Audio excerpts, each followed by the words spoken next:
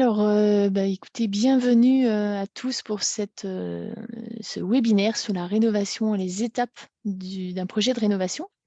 Nous sommes 2 personnes, de l'ASDER à animer cette soirée. Donc, moi, je suis Mickaëlle Rabillet et puis je laisse Romain se présenter. Bonjour, moi je m'appelle Romain Chabert. Voilà, donc l'idée, c'est malgré le fait qu'on soit sur quelque chose de numérique, on va essayer de rendre ça, le plus vivant possible. Et puis, on est sur un nombre de personnes participantes qui permet ça aussi ce soir, donc c'est plutôt bien. Ça veut dire que vous n'hésitez pas à nous couper en faisant, un petit signe de la main ou un petit pouce. Romain est là sur la partie chat et il aura, de visu vos réactions ou vos questions. Ça peut être dans le chat également pour poser des questions. Et puis ensuite, soit on vous donne la parole si vous la souhaitez, soit Romain me retransmettra la question et on y répondra, tous les 2. On va dérouler un diaporama qui va, exposer les étapes qui nous semblent vraiment importantes, à nous, ASDER, au niveau d'un projet de rénovation et ce à quoi il faut faire vraiment attention. Alors comme vous ne connaissez peut-être pas tous, la structure, ASDER que nous sommes aujourd'hui, que nous représentons aujourd'hui, Romain et moi, on va vous expliquer un peu comment ça fonctionne. Donc, c'est vraiment le dispositif d'accompagnement à la rénovation énergétique, en Savoie, avec, un guichet unique savoyard qui est porté par nous. On porte le service France Rénov' au sein, de l'ASDER France Rénov' que vous connaissez, qui est du coup un service, national.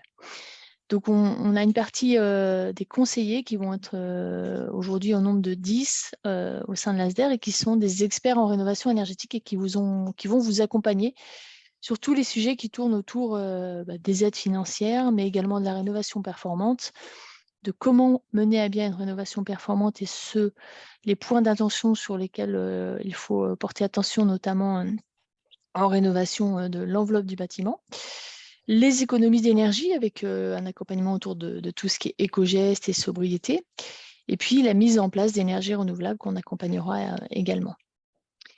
La grosse différence avec tout ce que vous pouvez voir en ce moment ou, entendre, ou peut-être être démarchés les uns les autres, c'est que nous sommes un service indépendant, gratuit et ouvert à tous. Vous le voyez, on a pas mal de logos qui représentent, tous nos partenaires et financeurs qui ne sont que des financeurs publics.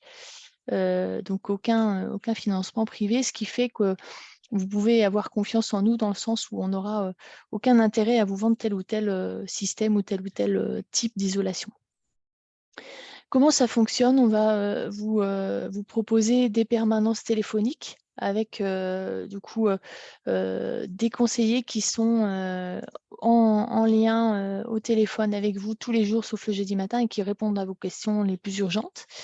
Et puis un accompagnement plus, spécifique avec, des entretiens, en permanence décentralisée. On est un petit peu partout en Savoie, hein, sur, une vingtaine de permanences maintenant, de lieux de permanence, où on est régulièrement une fois par mois sur ce lieu-là et vous pouvez prendre rendez-vous.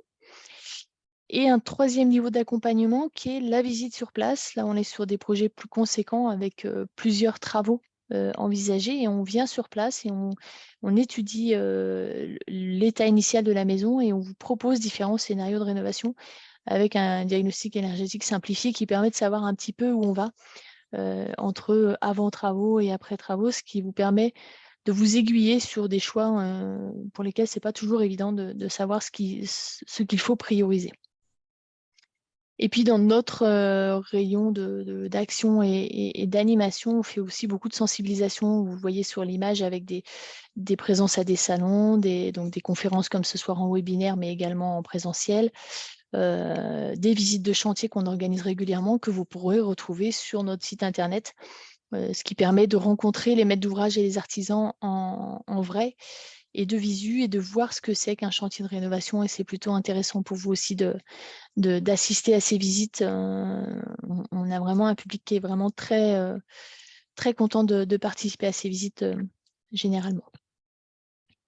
Alors de quoi allons-nous parler ce soir? On vous propose, au programme donc un petit temps sur les enjeux de la rénovation. Alors même si on commence les uns les autres à tous les avoir bien en tête, mais c'est toujours bien, soit pour motiver sa compagne ou son compagnon, soit pour en discuter en copropriété ou autre. C'est toujours intéressant d'avoir quelques arguments liés aux enjeux globaux. Les différentes étapes de la rénovation, parce que il y a vraiment plusieurs étapes en rénovation et il y a un ordre plutôt logique pour faire les choses bien, et donc on l'évoquera ensemble. Une fois qu'on a rénové l'enveloppe du bâtiment, on pourra penser système de chauffage, et là aussi, c'est pas très simple en ce moment de trouver un système de chauffage sur le long terme, donc on vous donnera notre avis aussi sur le sujet. Et puis quelques exemples de retours d'expérience, de choses qui se sont faites, qui permettent d'avoir un peu une idée aussi de ce qui est faisable. Quelques mots sur les aides financières, mais on vous propose aussi des conférences spécifiques aides financières, parce que là, c'est un vaste sujet qui demande beaucoup de temps. Donc on vous donnera quelques infos sur le sujet, mais on vous invitera soit à venir nous voir, soit à aller sur notre site pour voir la conférence sur le sujet. Il y aura une petite pause après la partie enveloppe, et on pourra avoir vos questions sur toute la partie enveloppe. Et puis, mais n'hésitez pas, hein, s'il y a des choses qui vous touchent, vous faites un petit signe, et puis on regarde ça ensemble. Alors les enjeux, au niveau énergétique, les enjeux sont assez, comment dire,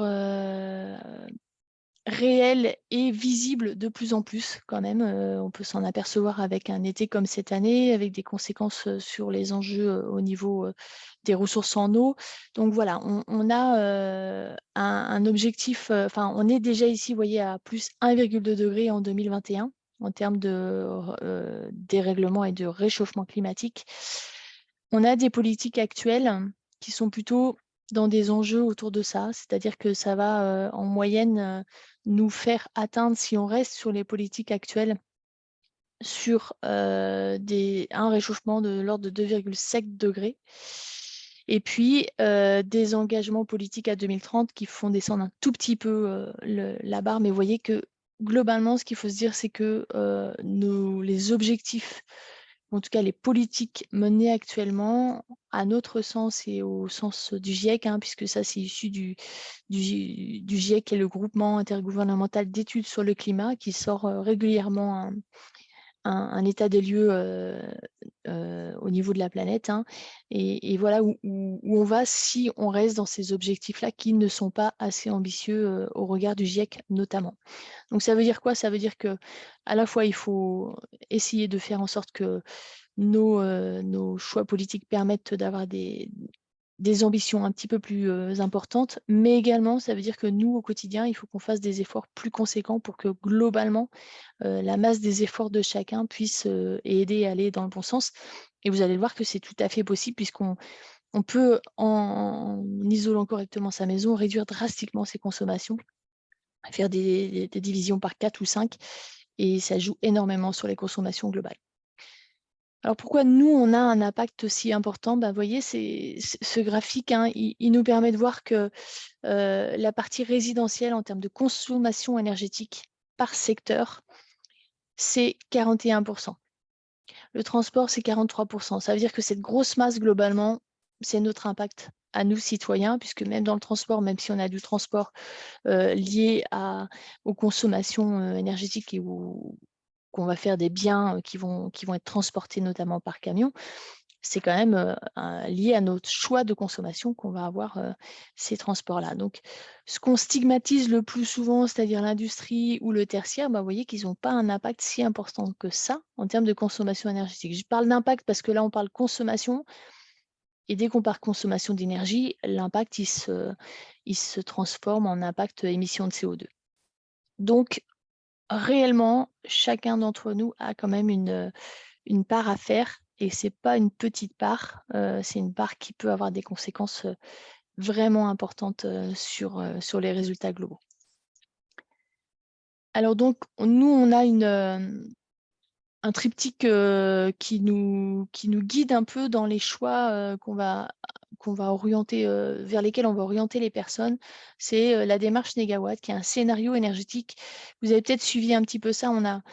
Il y a plusieurs scénarios énergétiques qui sont sortis ces derniers temps, hein, notamment avant les élections présidentielles, c'est des scénarios à l'horizon 2050. Donc, il y a le scénario ADEME, le scénario RTE et le scénario Négawatt, qui sont des scénarios qui disent, voilà, en général, ils ont plusieurs tendances et ils disent, ben voilà, si on fait cet effort-là, voilà ce qu'on consommera en 2050 et ce qu'il sera possible de faire ou pas.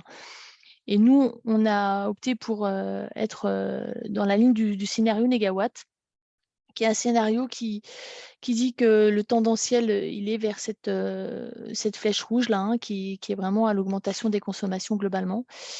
Que si on fait un gros volet sobriété, qui est de dire qu'on part des usages et surtout, on fait de la sobriété sans investissement.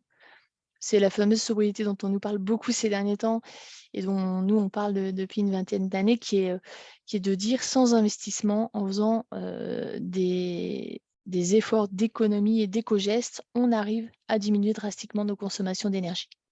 C'est par exemple les 110 km/h sur autoroute qui permettent de diminuer de 20 à 25% nos consommations d'énergie par rapport à 130 km/h. Ça, c'est de la sobriété. Ça veut dire c'est vraiment du geste, un mode de fonctionnement et ça ne me demande aucun investissement supplémentaire. Donc ça, c'est le premier pas. Le deuxième pas, c'est l'efficacité, c'est de dire, ben, une fois que j'ai vraiment fait de la sobriété au maximum, je peux penser à isoler ma maison et à rendre mon enveloppe efficace. Et le troisième volet, c'est les énergies renouvelables. Et là, à l'horizon 2050, ça marche. C'est-à-dire que si on fait sobriété, puis efficacité, puis énergie renouvelable, dans le scénario négawatt avec des calculs très poussés, hein, c'est vraiment des calculs en termes de consommation d'énergie, on est sur des consommations d'énergie heure par heure, hein, vous voyez, donc c'est vraiment des calculs précis. Ça fonctionne, on arrive à être 100% énergie renouvelable en 2050. Si on veut passer 100% énergie renouvelable aujourd'hui, de demain à aujourd'hui, d'aujourd'hui à demain, ça ne fonctionne pas parce qu'on consomme trop d'énergie et on peut diminuer nos consommations. Voilà un peu le principe qui nous guide, nous, aussi dans les orientations qu'on va donner aux personnes qui vont être en conseil avec nous. Alors, juste quelques notions de consommation d'énergie, parce qu'on parle vraiment consommation d'énergie. Alors, on parle, ce que vous avez peut-être vu dans les diagnostics de performance énergétique, quand vous allez louer un logement ou quand vous allez regarder dans ce qui est affiché sur une agence immobilière. Donc, il y a ces fameux DPE. Et là, on parle en kilowattheures par mètre carré et par an. Ce qui donne une idée des consommations d'énergie potentielles de la maison et du bâtiment. Donc, c'est kilowattheures par mètre carré et par an. Vous voyez ma flèche sur le graphique là? Ouais, si elle bouge. Donc, vous voyez qu'en fait, ici, on a, donc ils sont ici, c'est kilowattheures par mètre carré par an. Tous les bâtiments d'avant 48 sont plutôt donc des maisons en pierre avec beaucoup d'inertie, des petites ouvertures, pas très performantes les ouvertures, hein, on est en vieux simple vitrage ou en survitrage, mais on est dans des consommations d'énergie qui restent des grosses consommations, mais qui ne sont pas phénoménales, comme on peut voir plus tard. Donc ça, c'est les consommations avant la guerre 39-45. Et puis, c'est les 30 glorieuses. On a besoin de construire des bâtiments vite et fort, sauf qu'on les construit majoritairement en béton, en parpaing, et on construit des passoires énergétiques qui sont là.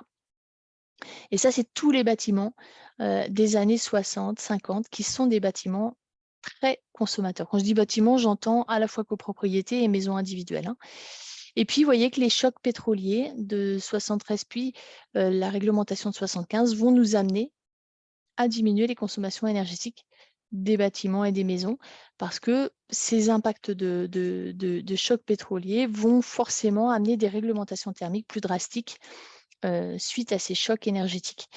Donc ça veut dire que le choc énergétique qu'on est en train de vivre actuellement va certainement amener aussi des améliorations, soit forcées, soit contraintes, mais en tous les cas, il va y avoir des changements. Tout ça pour dire que du coup, peut-être que le gros à faire, il n'est pas forcément sur ces bâtis anciens, qu'on pourra peut-être améliorer en mettant des énergies renouvelables ou en étant sur des choses un peu plus amélioration thermique. Par contre, le gros, c'est ces maisons-là. C'est les maisons des années 50, 60, 70, 80 qui sont des vraies passoires énergétiques et en plus inconfortables. Donc là, il y a un gros travail à faire. Il se trouve qu'en plus, c'est souvent des bâtiments qui sont plutôt faciles à isoler. Donc voilà, il y a vraiment un gros volet sur les maisons de cette période-là.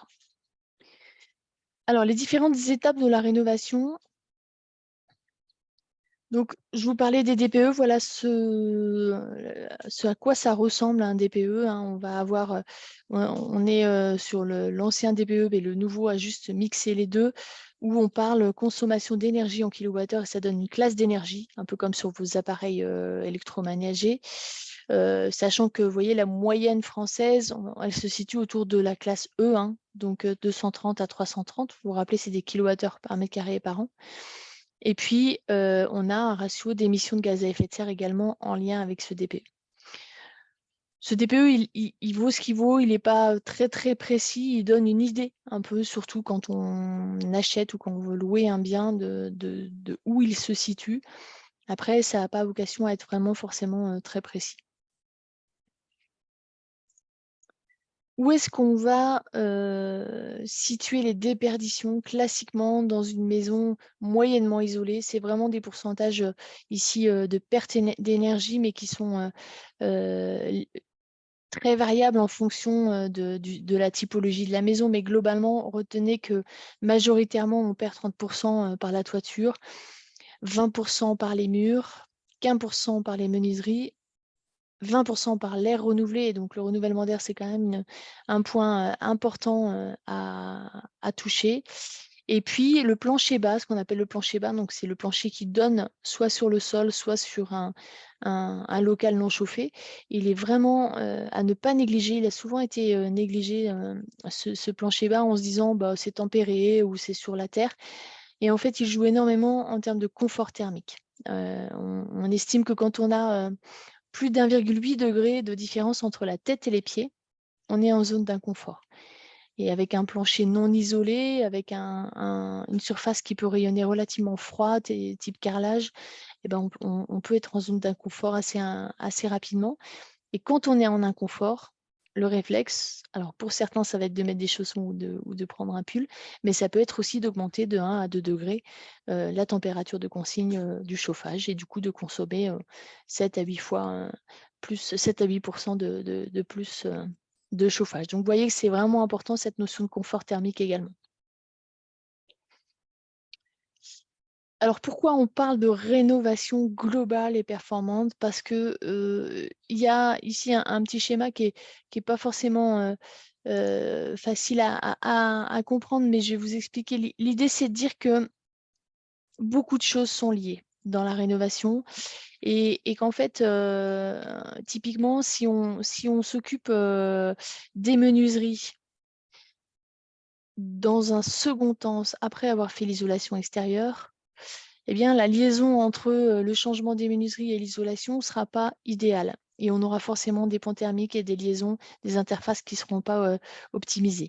Donc, ça, c'est une chose. Ensuite, on a souvent la liaison entre le haut des murs et la toiture également, qui vont être des points un peu singuliers à traiter. Le fait de changer son chauffage avant d'isoler. On va avoir tendance à surdimensionner le système et du coup, on aura un système qui aura un rendement qui ne sera pas optimisé. Donc voilà, il y a vraiment des logiques en fait entre les différents points à rénover. Et du coup, pour vraiment avoir une rénovation globale et performante, c'est important de réfléchir à ça au moment où on se trouve devant cette maison des années 60 qu'on a envie de rénover et de faire les choses peut-être étape par étape, mais en ayant des étapes qui restent logiques pour être performants sur le final. Alors, je vous parlais de la notion de confort thermique. Ici, il y a un petit schéma qui le représente bien. Bon, déjà, vous voyez qu'en fonction de notre état ou en tout cas de ce qu'on fait, si on est par exemple en télétravail, ben, on n'aura pas le même besoin en termes de température, de confort que si on est en train de faire un footing ou tout simplement de marcher ou d'être en statut debout. Donc ça, c'est vraiment lié à notre activité. Donc typiquement des personnes qui sont à la retraite ou qui sont en télétravail, qui sont toute la journée dans la maison, ben, vont avoir une sensation d'inconfort à des températures plus froides par rapport à quelqu'un qui va juste rentrer du travail, se mettre en activité pour cuisiner et puis avoir un petit temps peut-être de repos après. Mais en tous les cas, sur la durée, c'est vraiment important d'en prendre conscience. Également sur la température des parois, donc je vous parlais du sol tout à l'heure, mais on a la même chose en termes de sensation d'inconfort au niveau des murs et de la température de surface.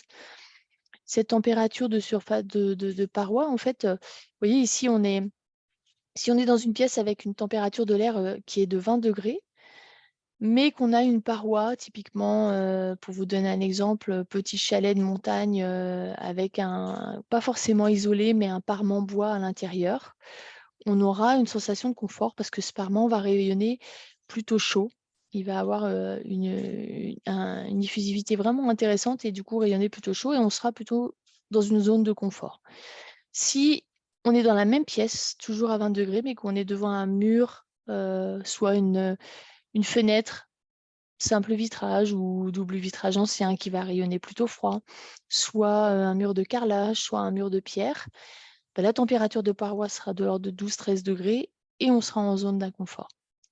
Donc ça veut dire que même sans forcément isoler complètement la maison, il y a aussi des choses sur lesquelles on peut jouer quand il n'est pas possible de faire une isolation extérieure ou quand il n'est pas possible de tout refaire en termes d'isolation. On peut gagner en confort en jouant sur les parois. C'est ce que faisaient nos ancêtres dans les châteaux en mettant des tentures sur les murs de pierre, typiquement. Donc voilà, on peut aussi bien sûr aller plus loin en isolant, hein, mais ça veut dire qu'on a un volet d'action qui peut être intéressant. Alors si on peut isoler, tant mieux. Et si on peut isoler, comment faut-il isoler? Donc il faut isoler de manière conséquente parce que on, on va avoir l'idée de se dire si j'agis sur ce mur, sur ces menuiseries, sur cette toiture, je sais que je ne vais pas le refaire avant 25-30 ans. Ou alors il faut vraiment qu'il y ait un gros changement, mais en tous les cas, on est sur des durées, on a envie que les travaux qu'on fait aujourd'hui, ils aient quand même une durée assez conséquente. Donc, quitte à le faire, faisons-le à un niveau de performance suffisant pour pouvoir ne pas y revenir et ne pas se dire: «Mince, j'ai refait ma façade, mais je ne l'ai pas isolée, j'aurais dû isoler». Parce que finalement, une fois qu'on a refait la façade, que tout l'échafaudage a été mis, qu'on a payé le façadier, et cetera, bah, se remettre à refaire une façade et à la réisoler, eh ben, c'est compliqué. Donc voilà, on est vraiment dans l'idée, si on touche à une paroi ou à des menuiseries, on isole de façon conséquente. On limite les ponts thermiques, idéalement en faisant une isolation extérieure quand c'est possible. On soigne l'étanchéité à l'air, on va le voir tout à l'heure, ce que c'est que soigner l'étanchéité à l'air. Et puis on choisit une isolation durable et donc plus c'est fait dans les règles de l'art, en soignant l'étanchéité à l'air, en faisant attention à tout ce qui est gestion de ponts thermiques, moins on aura de soucis de condensation et de problèmes d'humidité ou de points de condensation dans notre isolant, donc plus ce sera durable. Alors, ça veut dire quoi bien isoler aujourd'hui? On parle de résistance thermique, hein, c'est le fameux R que vous pouvez voir sur des devis parfois.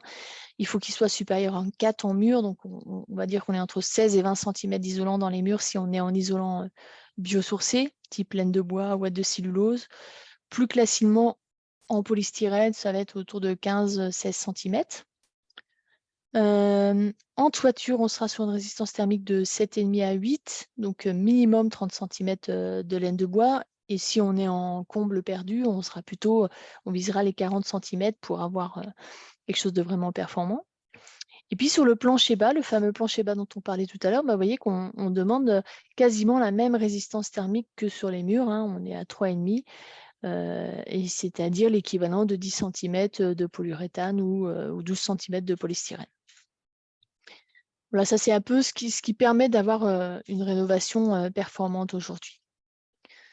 Alors quelques mots sur l'isolation extérieure qui se développe de plus en plus hein, en France. Elle est très développée dans nos pays voisins, mais on le voit de plus en plus en France. Alors soit avec des matériaux classiques qui sont ici le polystyrène par exemple, mais on peut avoir ici de la ouate de cellulose projetée humide avec un bardage qui va être posé ensuite après avec un pare-pluie. Alors l'intérêt de l'isolation extérieure déjà c'est qu'on va intervenir sans déménagement. on peut être dans la maison et avoir des travaux d'isolation extérieure, ce qui est plus délicat quand on est en travaux d'isolation par l'intérieur. On ne va pas avoir besoin de déplacer les radiateurs, l'électricité. Voilà, on intervient vraiment sur l'extérieur. On limite les ponts thermiques. Vous voyez qu'ici, on est sur des images de thermographie. Sans isolation, on voit les ponts thermiques de murs de refend, hein, et de dalles. Et puis avec une isolation, eh ben, ces ponts thermiques ont disparu. Et puis, 4e point important aussi, surtout dans les maisons des années 60 qui peuvent être 50-60 qui sont en parpaing, en moellon ou en béton, on va garder l'inertie à l'intérieur du bâtiment. L'inertie, c'est la capacité de stockage de l'énergie, hein, et plus un matériau est lourd, plus il a de l'inertie. Donc la pierre, le béton ont beaucoup d'inertie. Et cette inertie, elle nous permet de décaler un peu le temps où l'énergie va s'échapper. Et si on a un mur de pierre qui est isolé à l'extérieur, eh ben, c'est comme si on avait un gros volant d'inertie à l'intérieur. Alors que si on s'isole par l'intérieur, ce volant d'inertie se retrouve à l'extérieur et il ne nous sert plus beaucoup. Donc voilà, c'est vraiment important, cette isolation extérieure.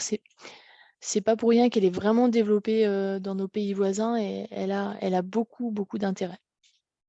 Et puis elle améliore en plus l'esthétique de la façade, ce qui est pas négligeable également. Isolation extérieure, c'est possible également en toiture. Ça s'appelle le sarking. Donc l'idée, c'est d'intervenir par le dessus.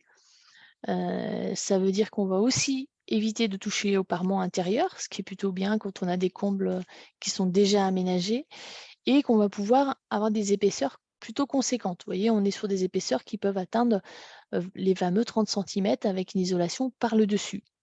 Donc là, on est sur de la laine de bois qui est mise dans des caissons et on va venir fermer les caissons après par le dessus en sarking.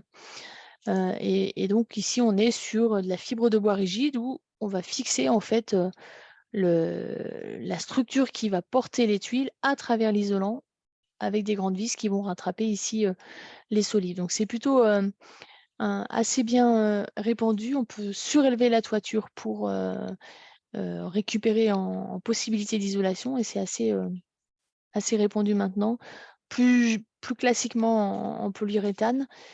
Attention à l'isolation de toiture avec des matériaux assez légers comme le polystyrène ou le polyuréthane parce que on est de plus en plus confronté, hein, on le disait tout à l'heure, à la surchauffe estivale. Et la surchauffe, la limitation de la surchauffe via la toiture va être fortement liée au type d'isolant qu'on va choisir, à son épaisseur bien sûr, mais à sa densité. Donc des laines de bois semi-rigides comme on peut voir sur l'image, de la ouate de cellulose insufflée de manière assez dense, des laines minérales type laine de roche, laine de verre, mais sur des densités assez fortes aussi, vont avoir ce déphasage et ce décalage de l'onde de chaleur. Les matériaux légers type polyuréthane et polystyrène vont être très bons contre le froid, mais vraiment beaucoup moins bons contre la chaleur, pour lutter contre la chaleur. Donc c'est important de bien réfléchir à ça pour des combles aménagés, surtout quand on est en basse altitude.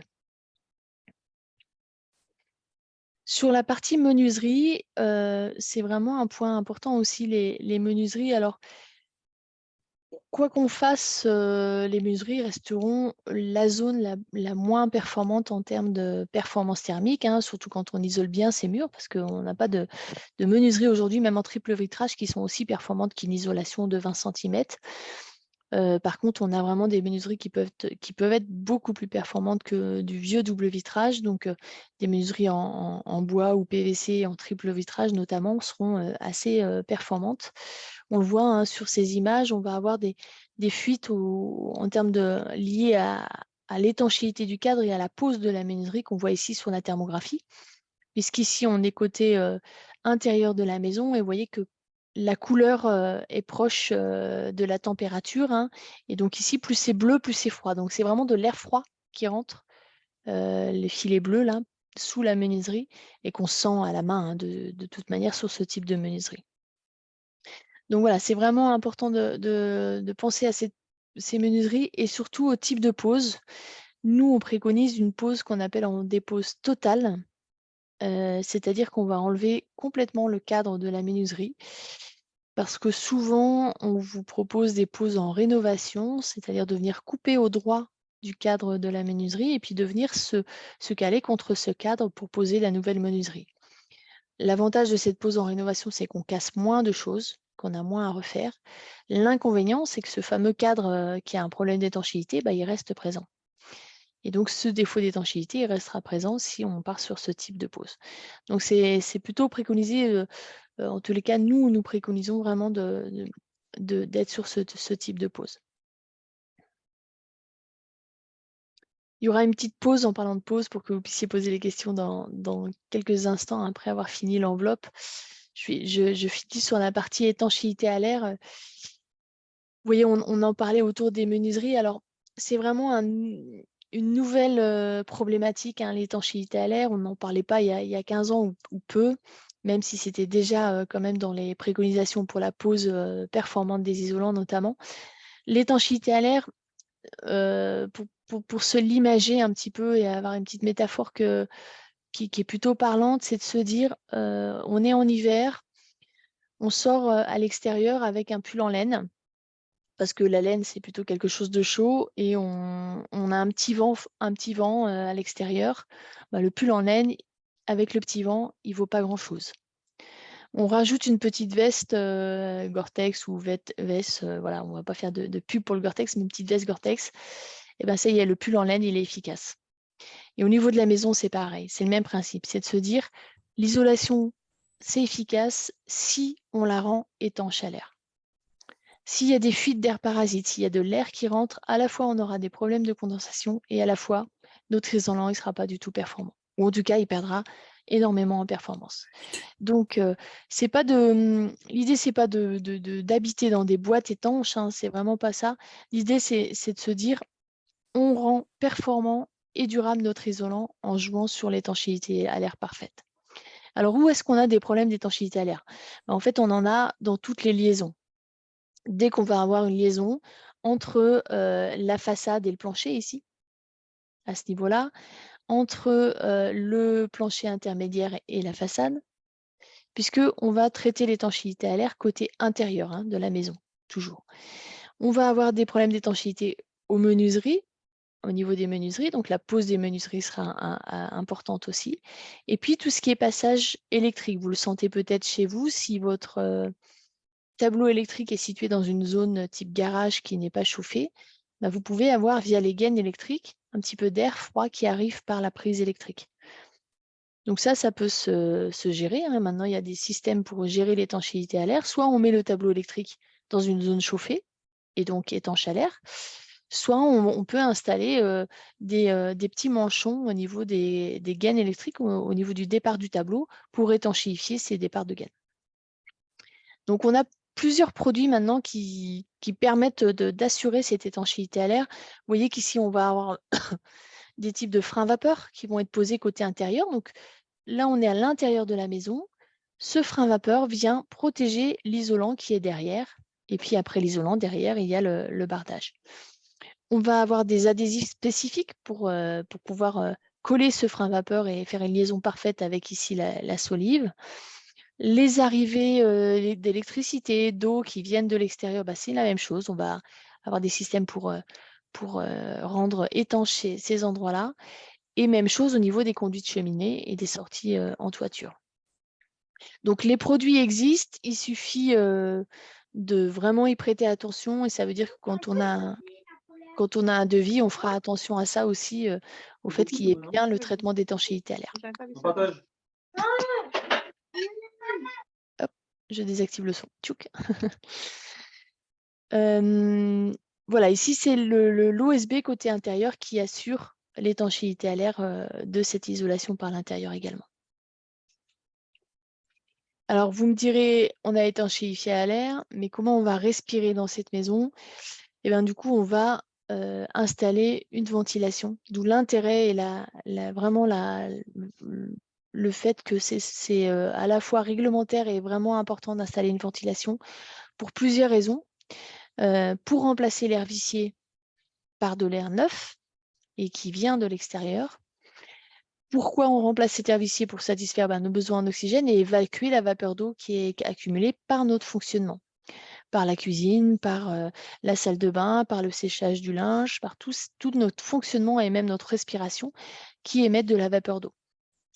Et puis, on va limiter vraiment la pollution intérieure en renouvelant l'air régulièrement parce qu'en fait, on s'aperçoit qu'on a, même si on fait très attention à ce qu'on achète comme meubles, à ce qu'on achète comme produits ou à comment on fait le ménage dans la maison, on a quand même des polluants qui sont générés dans la maison et il faut les évacuer.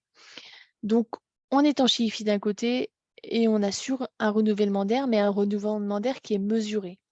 C'est-à-dire que c'est pas l'idée de j'étanchéifie d'un côté et en fait j'enlève tout ce que j'ai mis en chauffage dans la maison. Je vais avoir une ventilation qui va être mesurée et calculée pour avoir un débit vraiment adapté à mes besoins et à mon volume. Donc classiquement, la ventilation simple flux hygroréglable, on va avoir des bouches d'entrée d'air dans les chambres qu'on voit ici et dans le salon, et un extracteur qui peut être situé dans les combles et qui va venir extraire l'air vicié dans la partie buanderie, la partie cuisine et les WC et la salle de bain. Donc on extrait l'air vicié d'un côté, donc on crée une dépression, et puis naturellement l'air propre va rentrer par les bouches d'amener d'air qui en général se situent en haut des fenêtres, on en voyait tout à l'heure. Donc, à vérifier quand même ces ventilations. Ici, vous voyez qu'on a une bouche qui est écrasée. Donc, c'est quand même des systèmes à part entière qui sont à vérifier régulièrement. On va passer à la petite partie questions autour de la partie enveloppe. Je suis peut-être allée un petit peu vite et là, vous vous dites, ouais, j'ai plein de questions, mais je ne les ai pas notées. Prenez le temps. On est là pour ça, pour répondre à vos questions. En tout cas, moi, de mon côté, au niveau du chat, j'ai pas eu de questions pour l'instant. D'accord.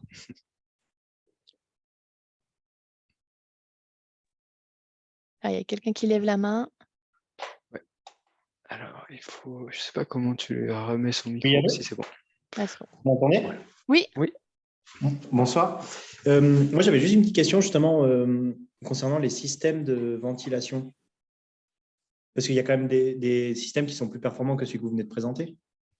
Oui, alors du coup, on a notamment la ventilation double flux, peut-être, c'est ça que vous voulez? Oui, par Ouais. exemple. Donc, on ne présente pas tous les systèmes de ventilation, hein. Donc, c'est vrai qu'il y a plusieurs types de ventilation. Là, on a présenté la ventilation hygroréglable, qui est une ventilation simple flux.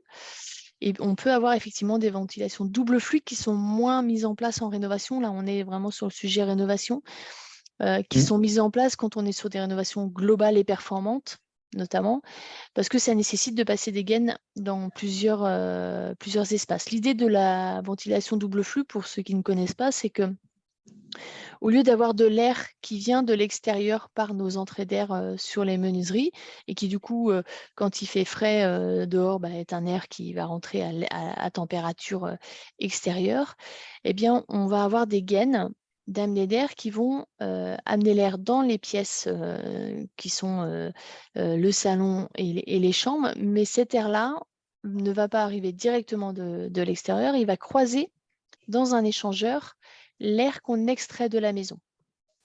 Et donc, on va avoir de l'air, au lieu d'arriver à 5 degrés quand il fait 5 degrés à l'extérieur, eh bien, cet air-là, il va arriver préchauffé en ayant croisé l'air extrait dans cet échangeur et il va arriver à 16, 17 ou 18 degrés. Donc, c'est vraiment très intéressant thermiquement parlant. C'est intéressant aussi au niveau qualité de l'air, puisque du coup, on peut rajouter des filtres sur ces ventilations qu'on n'a pas forcément sur les autres, puisqu'on n'a pas de filtre sur les amenées d'air dans les menuiseries. Après, voilà, ça nécessite de passer des gaines dans toutes les pièces et ce n'est pas toujours faisable. Et c'est faisable aussi que quand on est, en tous les cas, à notre sens, quand on est sur... Il y a quelqu'un qui a un son derrière, là. Je ne sais pas où c'est, mais...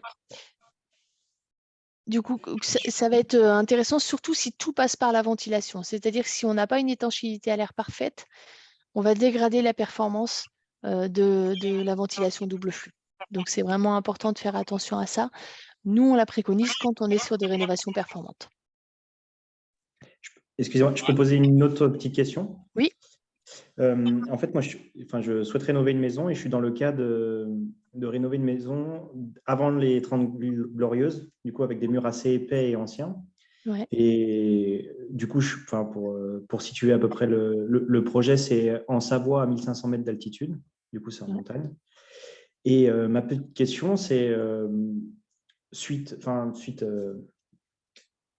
pour éviter de passer par la norme RE 2020, on rénove la maison à l'intérieur et du coup, sur des murs qui sont anciens, quelle est la meilleure solution pour isoler de l'intérieur?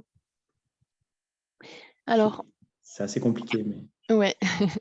Non, c'est une bonne question. Donc, sur ces maisons-là, en fait, il y a plusieurs problématiques. Soit on se dit qu'on a envie d'isoler vraiment de manière performante. Et dans ces cas-là, on peut isoler de manière performante, mais plutôt avec des matériaux dits biosourcés. Et puis, je ne sais pas si c'est derrière vous, mais il y a un son. j'ai coupé mon micro, moi. Ouais, voilà. Donc, il y a un autre son, mais du coup, je vais désactiver celui-là Je aussi. l'ai aussi, mais je vois pas. Ouais, Je viens d'en désactiver un, ouais. Ah, c'est pas celui-là. C'est bizarre. Ouais. Ouais. Je regarde où c'est parce que c'est vrai que ça. Ouais, c'est ici, mais il n'arrive pas à le dé. C'est Monsieur Guilbon ou Madame Guilbon. Est-ce que tu arrives à lui enlever le. Non, je peux pas, moi, en fait. Il n'y a pas. Il y a que sa caméra de vision. D'accord. Je sais pas pourquoi, j'ai déjà essayé. Ouais. Donc voilà, soit on se dit qu'on fait ça de manière performante et à ce moment-là, on va opter pour 15 à 20 cm d'isolant par l'intérieur s'il y a suffisamment de place aussi. Et ajouter du coup un frein vapeur. Nous, on préconisera plutôt des freins vapeur hygro-réglables. Voilà, qui vont permettre de gérer. Je vais lui dire. Je le Ouais, mets je sais pas je comment le mets faire. en salle d'attente. Est-ce que c'est possible? C'est mieux là? Ouais, je l'ai plus là, je crois. Je l'ai mis en salle d'attente. Ah Ah non, non, non, c'est rien. C'est peut-être pas lui. Hein. peut-être pas Je sais lui. pas. Bon, on va essayer de faire avec. Donc voilà, nous, on va préconiser plutôt des freins vapeur hygro-variables qui vont être des freins vapeur qui vont permettre d'être assez fermés en hiver et plutôt ouverts en été. Donc s'il y a eu un peu d'humidité, parce que ces murs anciens, il faut vraiment faire attention à ça, à la gestion de l'humidité, on va pouvoir sécher un peu l'isolant en mi-saison. Donc ça, c'est une possibilité. Et puis l'autre possibilité, c'est de se dire, peut-être que sur le mur sud, on ne veut pas forcément avoir une maison ultra performante. Et sur le mur sud qui reçoit énormément de soleil parce qu'on est bien orienté, on est en montagne, voilà, et on va pouvoir faire par exemple des enduits correctifs, type enduits chaud-chambre, qui vont à la fois garder l'inertie du mur et à la fois faire une correction thermique. On ne sera pas du tout sur l'équivalent thermiquement parlant de 20 cm ou 15 cm d'isolant, hein, mais on aura une correction thermique de surface qui sera vraiment intéressante. Voilà. Et là, nous, ce qu'on préconise aussi, c'est vraiment de faire attention à tout ce qui est gestion des remontées capillaires dans ces murs-là avant d'intervenir, quoi. S'il y en a. Ok, merci beaucoup pour la réponse. Ouais, Mika, du coup, apparemment, ça serait peut-être le. Ah non, c'est bon. Le micro de Monsieur Doucet, mais il vient d'être coupé, donc Ah on va ouais, il voir vient si de ça va couper. mieux. Ok. On a Antoinette qui souhaitait poser une question par la suite. Oui, bonsoir. Bonsoir. Je voulais savoir quelle différence entre laine de verre et laine de roche. Alors, ce sont toutes deux des laines qu'on appelle des laines minérales. Et du coup, je me demande si c'est pas quand c'est moi qui parle.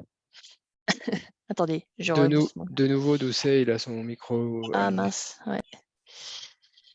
Monsieur Doucet, Madame Doucet. Ça, Oui. Doucet. Hop, Ouais. ça y est. C'est bon. Donc, alors ce sont toutes deux des laines minérales, donc faites avec soit pour la laine de roche, eh bien, des minéraux des roches, hein, des roches volcaniques qui sont fondues à haute température. et qui vont du coup donner des fils un peu qui vont faire ces filaments de laine, soit pour la laine de verre, du verre récupéré et qui est refondu également.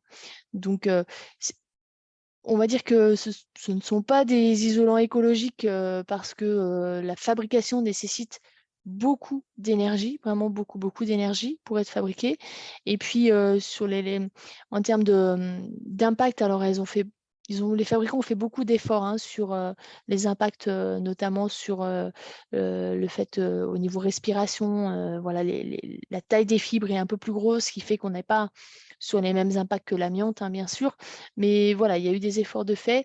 Après, énergétiquement parlant, elles demandent beaucoup d'énergie pour être fabriquées et elles ne sont pas recyclables. Donc, c'est pour ça qu'elles ne sont pas dans les éléments, les matériaux biosourcés. Ok. J'ai d'autres questions dans le chat. Donc, je vais revenir au début. J'avais question de Fred, je crois.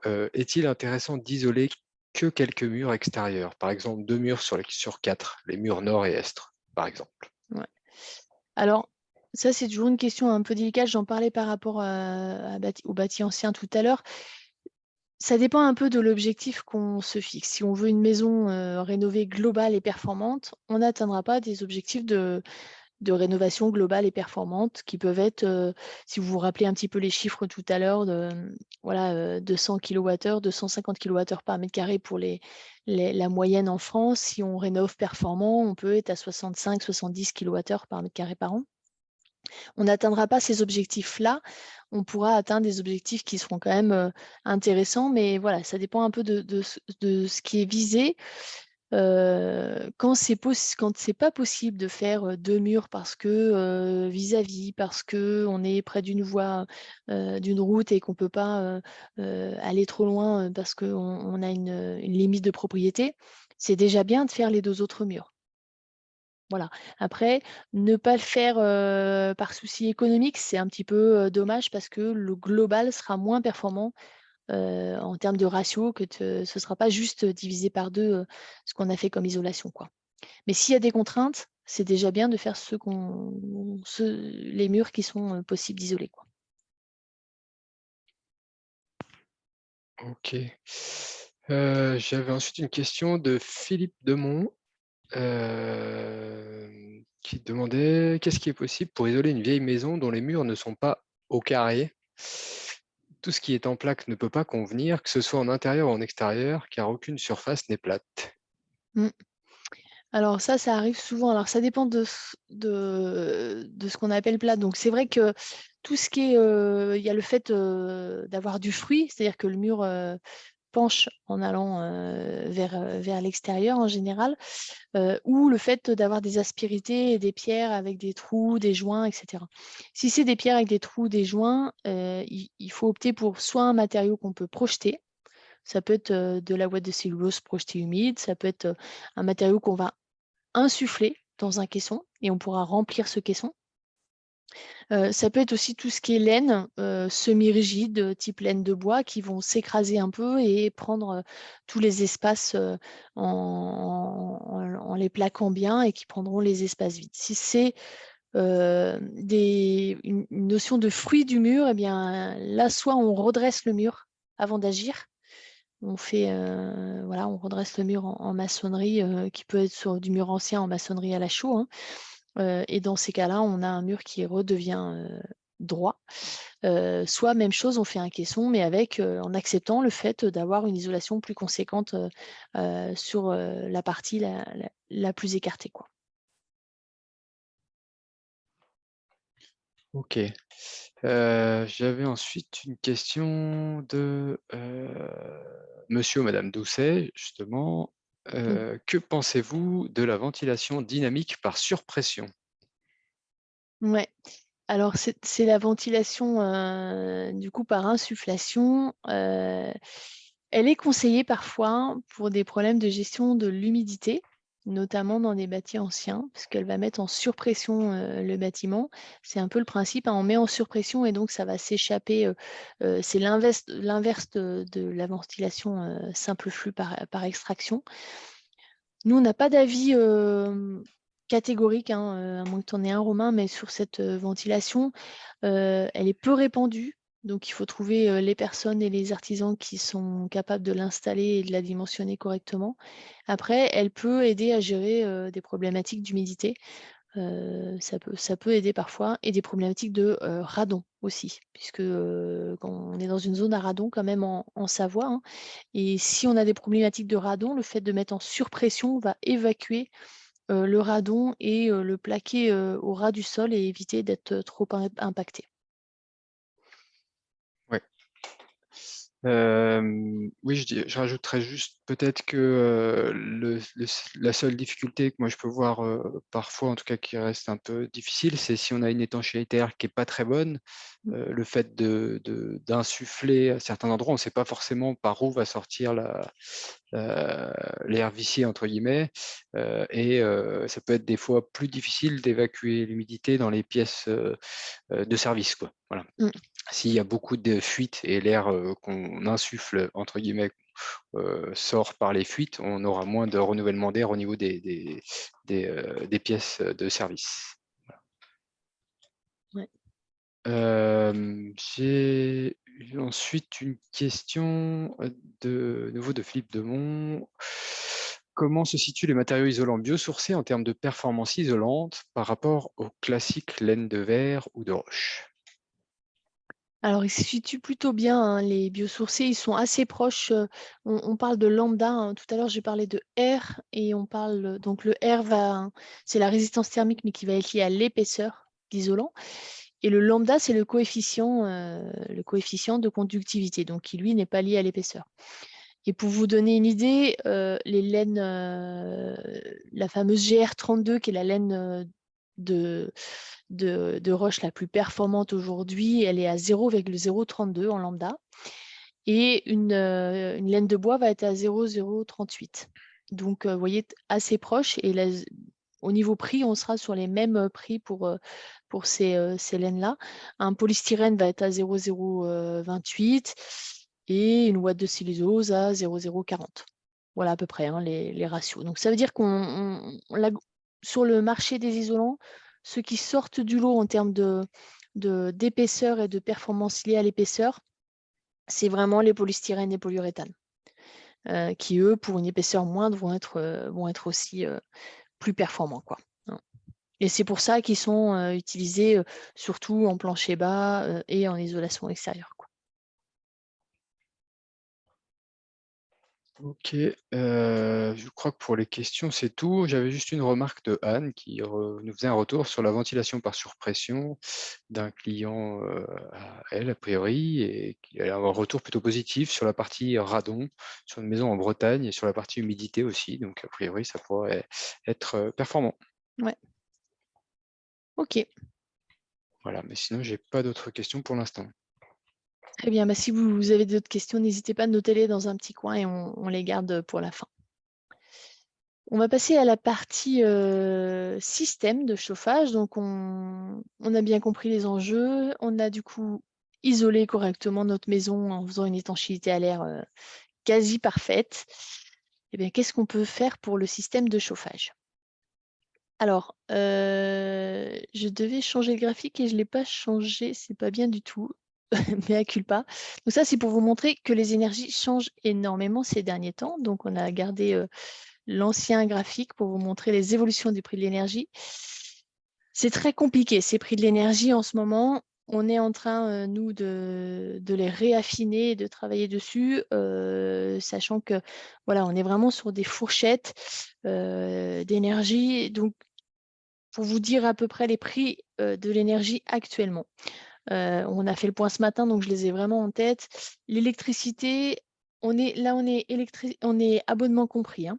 Donc, on est au tarif au kilowattheure, abonnement compris, pour un chauffage principal, puisque vous savez que selon les sources d'énergie qu'on prend, eh bien, plus on consomme, parfois moins on paye d'abonnement ou inversement. Donc, ça dépend vraiment des choix des fournisseurs. Donc, en électricité, on va plutôt être entre 19 et 23 centimes du kilowattheure, selon les fournisseurs. Le gaz propane, il n'a pas trop bougé. le fioul domestique est resté exactement autour des 10 centimes. Le gaz naturel, il est également autour des 10 centimes. Le granulé bois est passé en sac à entre 12 et 14 centimes et en vrac entre 10 et 13 centimes. Voilà. Donc, ce qui fait un gros paquet, on va dire, d'énergie qui se trouve être entre le gaz granulé et le fioul autour des 10, 13, 14 centimes du kilowattheure, et deux qui sortent vraiment du lot, qui sont l'électricité et le gaz propane. Donc, c'est important de voir ça et de voir les évolutions, surtout sur les dernières années, pour voir qu'on a quand même des sources d'énergie qui sont en forte fluctuation, avec une tendance vraiment à la hausse de l'électricité, et c'est pas prêt de se terminer, en tout cas de ce nous on imagine. Une problématique liée au granulé de bois qui est liée un peu à l'effet moutarde et papier toilette ces derniers temps, mais pas que, aussi à l'effet grosse augmentation de vente de chaudières et de poêles l'année dernière, et des granulateurs qui ont la matière mais qui n'ont pas la capacité pour l'instant à produire plus et plus vite, et qui du coup sont un petit peu en retard. Il n'y a pas vraiment, il n'y a pas du tout de problème d'approvisionnement. On est plus sur d'approvisionnement de la source, donc de la sûre pour fabriquer. On est plus sur des problématiques de capacité de production. Donc voilà un peu l'évolution des sources d'énergie, ce qui fait que nous, on a tendance à dire, si on peut, multiplions les possibilités et les sources d'énergie pour se chauffer. Donc déjà, isolons correctement pour être vraiment moins dépendant de ces sources d'énergie qui, de toute façon, vont être amenées à augmenter. Et une fois qu'on est isolé, si on arrive à avoir deux sources d'énergie différentes, on est quand même un peu plus sécure sur ce qui peut arriver. Alors, avec quoi on peut se chauffer aujourd'hui? On peut se chauffer avec des chaudières granulées qui viennent remplacer un système type chauffage chaudière au fioul ou chaudière gaz. On peut chauffer avec des chaudières à gaz à condensation, sachant qu'on peut choisir du gaz vert sur le marché du gaz aujourd'hui. Donc, on peut avoir du gaz, on parlait de la Bretagne avec le radon, on peut avoir du gaz produit par de la méthanisation en Bretagne sur le réseau gaz, et on peut acheter son gaz vert. On peut chauffer avec des pompes à chaleur type pompe à chaleur RO qui viennent souvent remplacer les chaudières fuel. On vous donnera notre avis sur ça. On peut, quand c'est possible, avoir des chauffages d'appoint qui sont notamment poêle à bois, bûche ou granulé. Et puis le chauffage solaire qui est quand même la seule source d'énergie dont on connaît le prix sur les 30 prochaines années.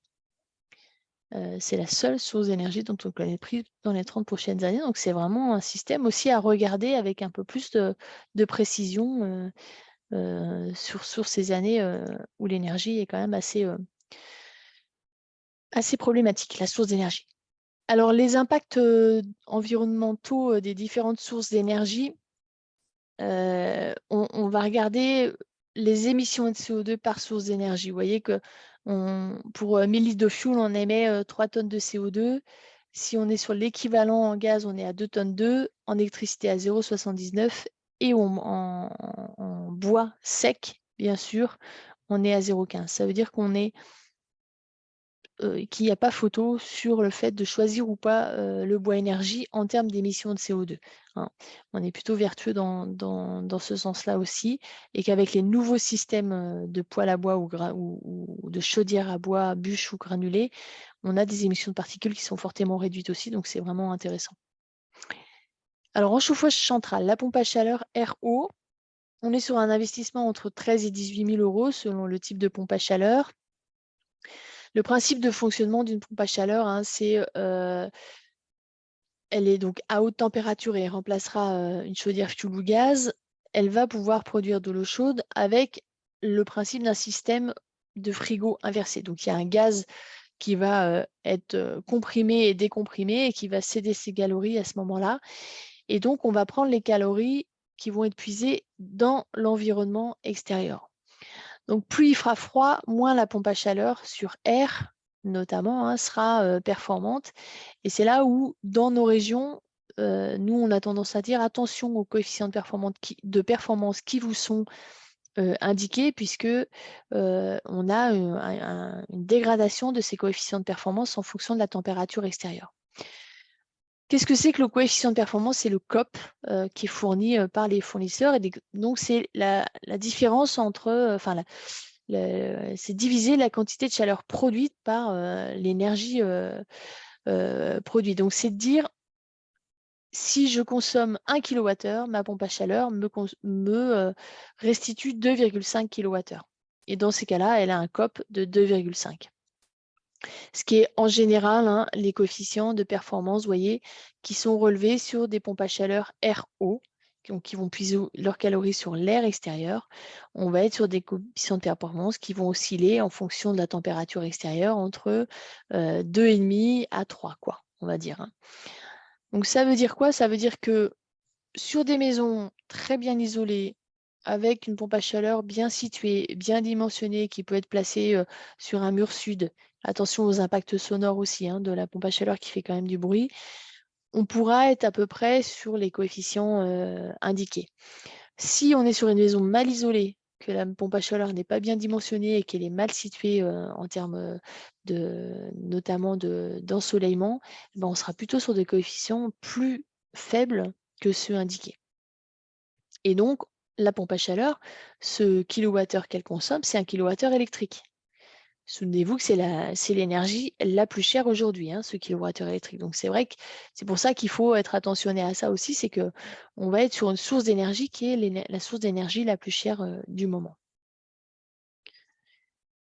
Donc, nous, ce qu'on peut dire par rapport à la pompe à chaleur, c'est qu'il faut idéalement, pour qu'une pompe à chaleur ait un bon rendement, que les émetteurs de chaleur soient à basse température, donc idéalement plancher chauffant, que le logement soit bien isolé, que la pompe à chaleur soit bien dimensionnée, et puis que l'unité extérieure ne soit pas disposée au nord. Parce que sinon, elle va avoir des cycles de dégivrage assez importants en hiver et elle va s'user et elle va consommer l'électricité de manière plus conséquente pour ça. Voilà, donc attention à ça, attention à l'impact du bruit également pour les pompes à chaleur.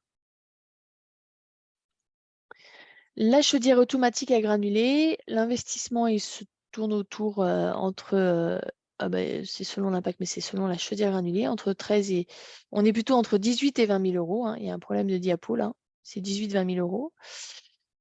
Avec une source d'énergie, le bois qui est une source d'énergie renouvelable, on n'a aucun problème d'approvisionnement en région Rhône-Alpes puisqu'on a une forêt qui a un accroissement d'environ 6,3 millions de mètres cubes par an. Donc on est vraiment sur quelque chose de plutôt une sous-exploitation de la forêt qu'une surexploitation. Donc il y a vraiment ce qu'il faut. Par contre, peut-être que ce sera plus cher, puisqu'on est quand même en montagne aussi, d'aller chercher du bois plus loin et qu'il va falloir accepter un coût de l'énergie un peu plus adapté. Mais en tous les cas, c'est tout à fait le potentiel est là.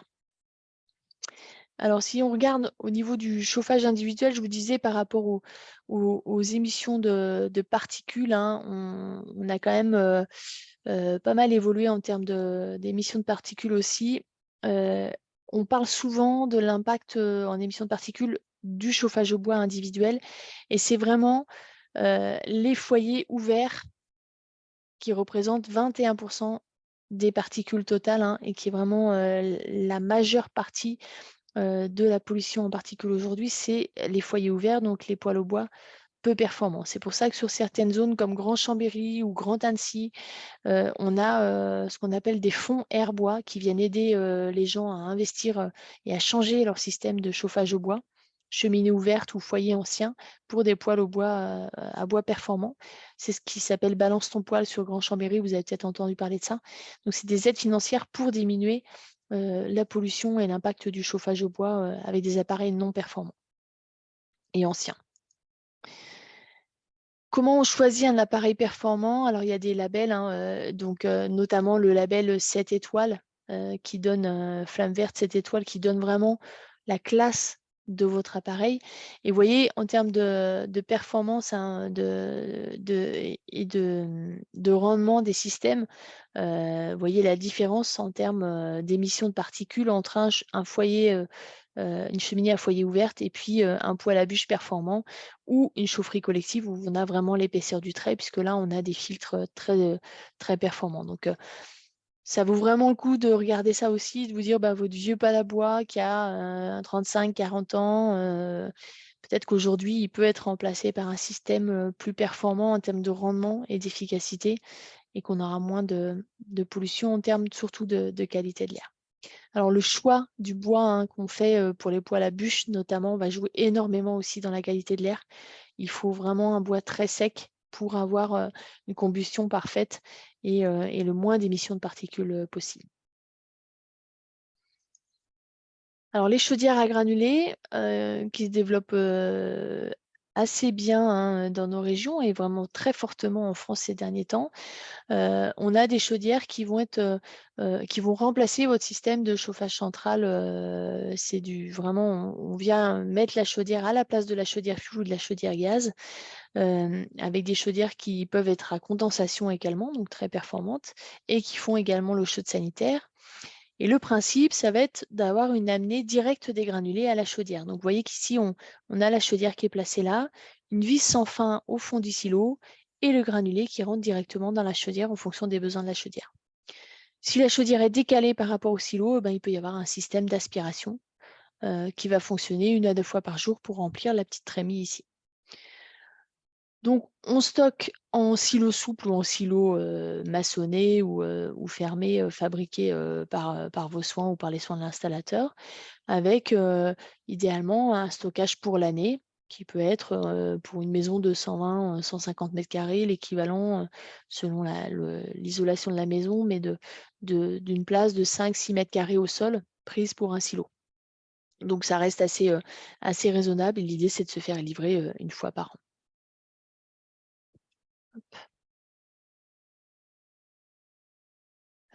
Alors, on parle d'appareils performants et bien sûr, l'idée, c'est d'avoir, de bien entretenir ces systèmes de poêles. L'obligation de ramonage, c'est 2 fois par an pour les poêles à bois.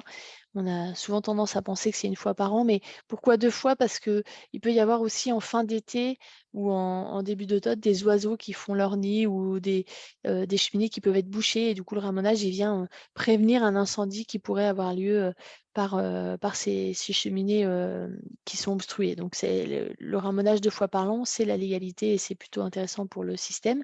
Et puis, on vient aussi entretenir le poêle à bois, la chaudière ou tous ces appareils 1 fois par an. Alors, le chauffage solaire. Quelques mots sur le chauffage solaire, c'est différents systèmes. Là, on est vraiment sur la production d'eau chaude avec ce qu'on appelle le chauffage, le solaire thermique, puisqu'il y a 2 types de panneaux solaires, les solaires thermiques qui font de l'eau chaude pour le chauffage ou pour l'eau chaude sanitaire, et les solaires photovoltaïques qui produisent de l'électricité. Donc là, nous, on parle plutôt du solaire thermique qui est sur la production de chauffage notamment et d'eau chaude sanitaire. Il y a 2 technologies qui existent, soit le solaire direct où on a directement la circulation du liquide calorifugé qui vient dans le circuit de chauffage en direct. Et puis plus répandu maintenant, le système à hydroaccumulation. Donc on a une circulation, alors je vous montre sur mon écran, donc vous ne voyez pas, une circulation sur les panneaux pareil, un liquide qui est un glycol pour éviter qu'il gèle en hiver, qui est un liquide caloporteur. Et ce liquide vient circuler dans le ballon et céder ses calories et retourner en boucle fermée. Donc il vient, il cède les calories récupérées au soleil et il vient céder ses calories dans ce grand volume d'eau. Et c'est cette eau qui vient circuler dans les radiateurs ou le plancher chauffant. Et qui vient également, en général, on a un ballon d'eau chaude plongé au bain-marie pour l'eau chaude sanitaire dans ce gros ballon. La chaudière d'appoint vient fournir l'appoint dès qu'il y a un besoin, c'est-à-dire qu'il y a un thermostat d'ambiance qui dit c'est bon, la température d'ambiance est atteinte, ou c'est pas bon, il y a un besoin d'appoint et la chaudière se met automatiquement en route. Sur les deux, il y a un système d'appoint. Donc l'idée avec ce chauffage solaire aujourd'hui, selon toujours, c'est un peu toujours le même principe, plus on est isolé, plus le système qu'on va choisir, quel qu'il soit, sera performant. Mais on peut atteindre des couvertures solaires de l'ordre de 45-50%. Ça veut dire qu'on peut avoir 50% de notre énergie qui est fournie par le chauffage solaire. Donc 50% d'énergie gratuite, ce qui est plutôt intéressant, vraiment. Donc voilà, je vous le disais, on est sur une source d'énergie 100% renouvelable. Les seuls inconvénients ou points d'attention qu'on peut évoquer par rapport au chauffage solaire, c'est que il faut de toute façon un appoint. Donc ça veut dire que si on est en refonte totale de notre système, il va falloir quand même investir dans 2 systèmes d'énergie. Malgré le fait que nous, on trouve que c'est plutôt intéressant d'être justement sur des énergies complémentaires, hein. Donc ça va vraiment dans ce sens-là. Et puis, ça nécessite quand même une bonne orientation et inclinaison des capteurs. Donc ça veut dire que c'est pas toujours faisable partout. En tout cas, le rendement ne sera pas toujours optimal partout en fonction des possibilités d'orientation et d'inclinaison des capteurs. On passe à la petite série de questions sur les systèmes, si vous en avez. Alors, j'ai déjà quelques questions dans le chat. Ouais. Que je revienne. Tac, tac, tac. On demandait comment le bois peut-il être aussi performant en émission de CO2 alors qu'il s'agit de toute façon d'une combustion? Je suppose que ça prend en compte le fait que le bois est renouvelable et donc on ne compte pas ses émissions à la combustion. Voilà. C'est ça. En fait, c'est on va compter le fait que quand le bois pousse, il absorbe du CO2. Et que si on le laissait en forêt, il émettrait du méthane notamment et en se décomposant. Et donc, voilà, si on gère correctement la forêt, si on plante correctement une fois qu'on a utilisé une partie de la forêt, on est sur une gestion qui est plutôt durable. Et dans ces cas-là, on n'est pas sur du zéro, hein, mais en tous les cas, on tient compte d'effectivement la bonne gestion de la forêt. Ok. Je vais avoir après. Alors, j'avais une question, je ne sais pas si c'est. Tac, tac, tac. J'avais une question sur la géothermie avec capteur enterré, mais il n'y avait pas. En fait, c'était plus une demande pour savoir s'il y aurait des informations sur ces systèmes-là. Je ne sais Mmh. pas s'il y avait une question précise, peut-être. Je crois que c'est Romain Pégou, s'il a une question précise, ou sinon, peut-être faire rapidement un petit débrief là-dessus. Ouais. Alors, il n'y avait pas de diapo prévu. C'est un vaste sujet, hein, la rénovation, donc on essaie de faire, de synthétiser un peu, et c'est dur de parler de tout, mais effectivement, il n'y a pas de diapo prévu. La géothermie, donc on peut avoir de la géothermie avec les pompes à chaleur, qui sont plutôt des pompes à chaleur que de la géothermie, hein, donc RO ou RR dont on a parlé. Et puis, la vraie géothermie, c'est quand on va chercher la chaleur dans le sol. Et donc, on a la géothermie horizontale où effectivement, on va avoir des capteurs horizontaux dans le sol qui nécessitent une surface quand même assez importante de sol autour de la maison dans laquelle on va pouvoir aller installer ces capteurs. C'est 1,5 fois à peu près la surface de la maison à chauffer, donc ça nécessite une petite surface sur laquelle on ne va pas pouvoir planter des arbres, par exemple, parce que les racines vont aller gêner les tuyaux. Mais on est en termes de performance, on sera à un niveau très au-dessus de ce qu'on peut avoir comme performance en captant sur l'air extérieur avec la pompe à chaleur RO. Donc c'est vraiment intéressant la géothermie horizontale, hein, en termes de performance, mais on est sur un niveau d'investissement qui est beaucoup plus élevé aussi. Et puis le deuxième type de géothermie, c'est la géothermie verticale, où là on vient faire un puits vertical qui peut être autour de 80 mètres, et on vient en forage vertical, donc moins d'impact en termes de surface au sol, moins de besoin en termes de surface au sol, mais des coûts plus importants de forage, et on a encore un rendement qui est encore plus intéressant. Donc c'est pas très très développé cette géothermie, commence à l'être notamment pour des projets collectifs, de plus en plus, hein, pour des plus gros projets. Et puis, on a de la géothermie sur nappe également qui peut se faire, c'est-à-dire qu'on va récupérer les calories d'une nappe pour faire de la chaleur ou du froid, puisque la nappe reste à une température égale toute l'année, quoi. Hein. Donc, effectivement, il y a plusieurs types de géothermie qui sont assez intéressantes en termes de rendement, plutôt coûteuses parce que peu développées aussi. Ok. J'avais une question par rapport au solaire. Je suppose que c'est pour du chauffage solaire et la question était: quelle surface de panneaux solaires préconisez-vous pour une maison de 100 mètres carrés? Alors, le ratio qu'on donne, nous, c'est à peu près 1 mètre carré pour 10 mètres carrés de maison. Donc, du coup, 10 mètres carrés pour 100 mètres carrés. Bon, ce serait entre 8 et 10 mètres carrés de capteurs. C'est la surface optimale. Après, il est toujours possible de mettre un peu moins si ce n'est pas possible, ce qui fait un investissement moindre. Mais on aura, pour le coup, une couverture solaire qui sera moins importante également. Mais voilà, le ratio, c'est à peu près ça. Ok, j'ai plus de nouvelles questions pour l'instant. Ah, il y a monsieur ou madame Empereur qui a levé la main. Ouais. Oui. Du coup, moi, j'ai une petite question. Pour revenir sur mon projet, de ce que j'en sors de votre présentation, c'est que pour moi, la meilleure solution, ce serait une chaufferie à granulés de bois, si je ne me trompe pas. Ouais, peut-être. Et Je sais pas. pour une vieille maison avec une isolation intérieure qui, Ouais. entre nous, les ponts thermiques seront là. C'est même presque sûr. Je pense que ce sera la meilleure solution. Et du coup, ma petite question, c'est moi, j'ai cherché justement à contacter des personnes qui posent des pompes à chaleur et qui posent des chaufferies bois à granulés et j'ai pas trop eu de réponse. D'accord. Je ne sais pas comment je pourrais faire pour être dirigé ou guidé à ce sujet.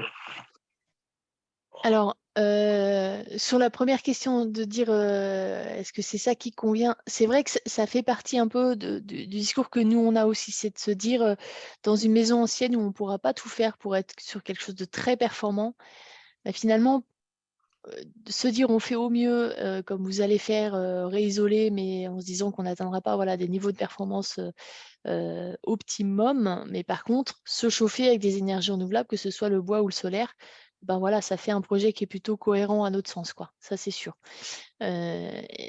Deuxième point, c'est vrai que c'est compliqué de trouver des artisans en ce moment. Ça dépend un peu des secteurs, mais c'est assez compliqué. Nous, on ne donne pas de nom d'artisans, mais on vous Oui, c'est incite à normal. aller, voilà, ce qui est normal, hein, puisqu'on est neutre et objectif. Par contre, on vous aide, une fois que vous avez des artisans et des devis, à analyser les devis et à avoir un regard extérieur sur les devis. Ce qu'on conseille, c'est d'aller sur le site France Rénov et de chercher les artisans les plus proches de chez vous et de les solliciter. Vous êtes en station, du coup? Ouais, proche de Val d'Isertille, mais dans un petit village un peu plus bas. D'accord. Et en plus, en station, ils sont assez fortement sollicités pour tout ce Oui, qui est résidence secondaire et ils ont moins besoin de travail que d'autres peut-être. Donc, c'est vrai que c'est pas forcément facile. N'hésitez pas à aller même assez bas, je dirais. Il y a des artisans qui sont dans la vallée d'Albertville ou autre et qui vont ah travailler en oui, station. Ouais, je vais jusqu'à Chambéry pour demander. ouais, ça m'étonne pas. Et, Mais voilà, c'est... et du coup, je voulais juste dire, j'avais contacté une personne qui était à Albertville qui m'a eu au téléphone et qui m'a jamais redonné de réponse ou de devis. Ouais, Et, ça, c'était pour une pompe à chaleur. Et j'ai déjà fait des démarches sur les sites gouvernementaux pour être accompagné. Et je ne sais plus sur quel site j'avais trouvé, je crois que c'était sur NJ ou un truc comme ça, comme quoi ils aidaient les personnes à être accompagnées par un artisan, ils mettaient en relation et tout. Et j'ai reçu au bout de quelques jours comme quoi le projet ne pouvait pas, il y a aucun artisan n'avait répondu favorable. d'accord. Oui, parce que là, NJ, ça va être plus sur ce qu'on appelle les aides certificats d'économie d'énergie. Et ils ont des listes d'artisans, mais certainement plus en lien avec des systèmes que eux vont promouvoir, type pompe à chaleur, pour faire gagner des certificats d'économie à NJ. C'est un peu Oui, complexe, hein, mais voilà, ça va être un peu non mais ça. oui, j'ai regardé un peu le principe parce que c'est un petit moment que je suis là-dessus. Et oui, mais en plus c'était pour l'installation d'une pompe à chaleur. Ouais, donc c'est pas. Ouais. Non mais ça marche. J'ai Donc, vu le lien. Ok, ouais, voilà, je voulais Mm. juste préciser que j'ai mis le lien francerénov.gouv dans le chat. J'en ai mis un autre qui est qualiteenr.org qui pour les systèmes est plutôt intéressant. C'est un certificateur RGE spécifique, mais je trouve que c'est assez facile de s'y retrouver. Et juste EFI, tout ça, c'est pas des sites gouvernementaux. Faites bien attention où vous allez sur Internet parce qu'effectivement, des fois, on croit vite qu'on va être accompagné par des gens indépendants et il n'y en a pas beaucoup. Donc, si vous avez un doute, n'hésitez pas à nous contacter par téléphone ou voilà, qu'on regarde vos devis, qu'on voit un peu avec vous et privilégiez vraiment les entreprises locales. Oui, oui, non, mais enfin, j'avais bien compris, mais je crois que j'étais passé sur le site du gouvernement qui m'avait redirigé sur autre chose. Moi, j'avais pas fait ça trop à la légère non plus. Mm. Enfin, voilà, c'était juste pour. Je vous disais juste ça, c'est que des fois on s'y perd, hein, même nous, des fois, enfin, un clic, on ne fait pas attention et c'est en lisant qu'on comprend nous, mais c'est vrai que si Oui, on. oui, Voilà. j'ai compris. Je vois le truc. Voilà. Bon, bah, merci. Bien. Je crois que pour les questions sur le C'est tout chat, bon? c'est bon. Et non, a priori, c'est tout bon. Ok. Alors, on passe à la suite. Donc, on a vu le contexte, l'enveloppe, les systèmes. Il nous reste quelques petits retours d'expérience pour avoir un peu une idée de ce qui peut se faire. Alors, ici, on est sur une copropriété qui a été construite dans les années 60 avec 63 logements. Donc, ça s'appelle les Beaux Logis et donc, c'est une copropriété qui a été accompagnée par l'ASDER et qui a fait une rénovation assez performante avec, alors sur les copropriétés, ça met un petit peu de temps, hein, l'accompagnement, puisqu'il faut qu'il y ait à la fois mobilisation des personnes, mise en action avec un audit énergétique, une étude complète et puis des travaux arrêtés. Hop, ici, vous voyez, donc 6 ans après, et livraison des travaux en 2020. Mais vous voyez l'impact énergétique, même sur une copropriété, on est passé en étiquette énergie de 287 kWh par mètre carré par logement, par an, à 184. Donc, avec voilà, un résultat qui est plutôt intéressant. Qu'est-ce qu'ils ont fait comme travaux? Ils ont mis en place l'isolation extérieure. Ils ont, que je regarde, hop, voilà le gap. Donc, un gain énergétique de 35%, donc qui est plutôt important quand même. Isolation extérieure. Ils ont fait l'isolation de la toiture et le changement des menuiseries. Et puis, vous voyez qu'en termes de qualité, on est plutôt sur quelque chose d'assez intéressant, même en termes de visu extérieur. Refonte de la ventilation sur l'extérieur. Ici, on est sur une maison années 58 à Chambéry avec le avant-après, où l'idée sur cette maison qui était en parpaing et habitée que au premier niveau ici, c'était à la fois de créer 2 logements dans cette partie-là et à la fois de faire une isolation extérieure. Et on voit des panneaux solaires sur le toit actuellement avec du photovoltaïque installé et des panneaux solaires thermiques également. Donc, ce qui a été fait sur cette maison, il y a une isolation extérieure en caisson de watts de cellulose, on verra les photos ensuite. L'insufflation de watts de cellulose également en comble perdu. L'isolation du plancher bas avec du polyuréthane, 8 cm, et un plancher chauffant. Des menuiseries qui étaient en simple vitrage qui ont été passées en triple vitrage. Et puis, c'était une vieille chaudière gaz qui a été remplacée par une chaudière granulée et le chauffe-eau solaire qu'on a vu sur la toiture. Donc, vous voyez, en isolation extérieure, des caissons ont été faits en ossature, fermés avec un OSB, et puis insufflation de la ouate. Vous voyez, la ouate, c'est insufflé avec des tuyaux comme ça, avec des sachets qui sont des sacs qui sont au niveau de la machine en bas, qu'on va voir ici. Ça, c'est la machine à watts où on vient mettre des sacs de watts à l'intérieur. Et on insuffle dans les caissons qui sont qui sont fermées ensuite avec un adhésif. Et même chose, on peut la souffler ici dans les combles.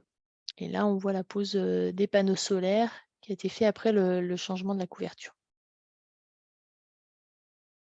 Même chose, on peut le voir aussi sur ces maisons des années 50. On le voyait initialement ici, on a beaucoup d'accessibilité qui se fait par des escaliers béton et beaucoup de balcons béton également.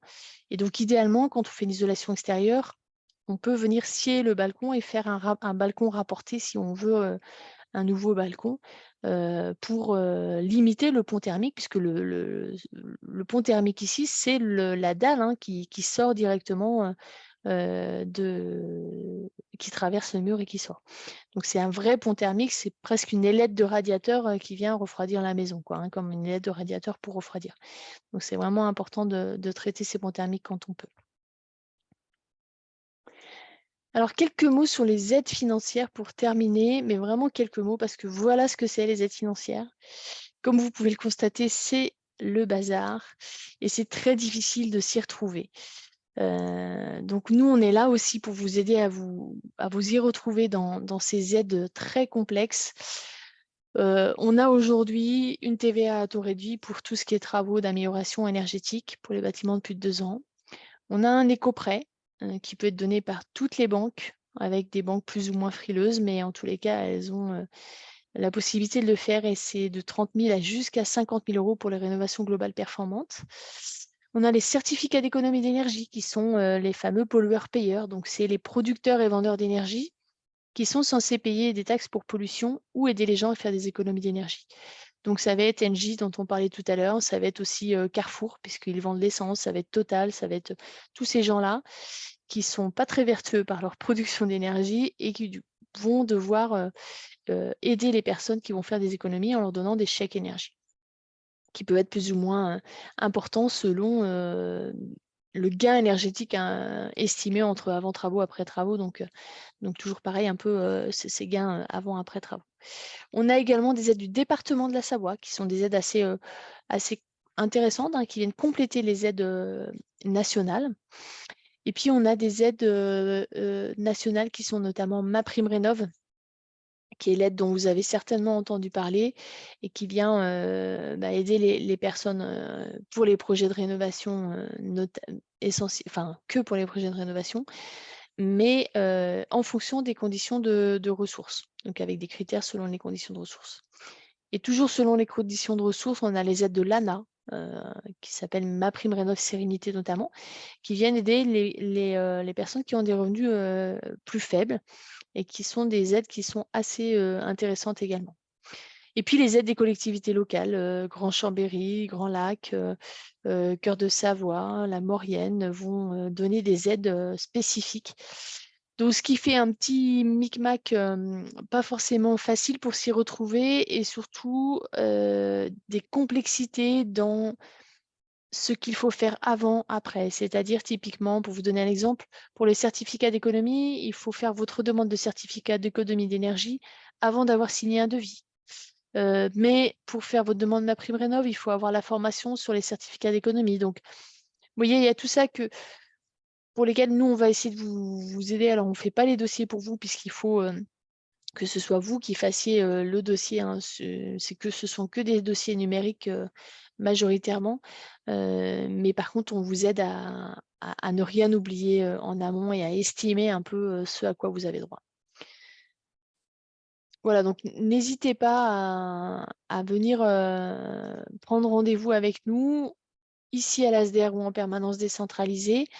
On a énormément de demandes ces 2 dernières années. Honnêtement, on est assez débordés, mais on répond à vos appels dans la journée ou le lendemain et on vous rappelle dans les 3-4 jours, un conseiller vous rappelle pour répondre à vos questions.